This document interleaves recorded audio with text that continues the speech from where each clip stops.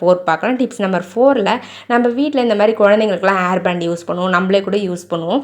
அப்படி யூஸ் பண்ணும்பொழுது இந்த ஹேர் பேண்ட் கொஞ்ச நாளில் வந்து பார்த்திங்கன்னா ரொம்ப பெருசாகிடுச்சு அப்படின்னு நம்ம அதில் இருக்கக்கூடிய அந்த எலாஸ்டிக் வந்து போயிடுச்சு அப்படின்னு சொல்லிட்டு தூக்கி குப்பையில் போட்டுருவோம். அப்படி போடாமல் இதையுமே வந்து பார்த்திங்கன்னா அழகாக ரீசைக்ளிங் பண்ணிக்கலாம்.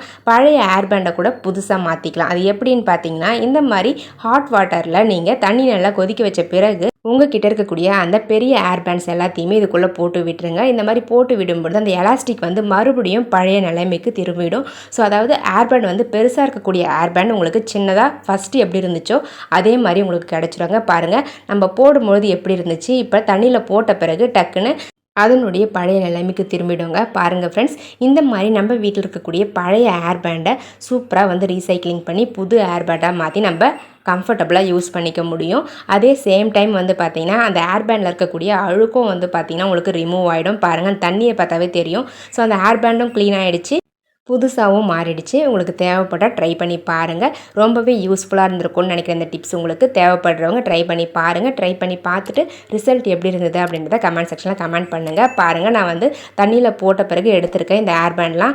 இது வந்து ஃபஸ்ட்டு காமிச்ச புது ஹேர் பேண்ட். ஸோ புதுசுக்கும் பழசுக்கும் எந்த வித்தியாசமும் இல்லை.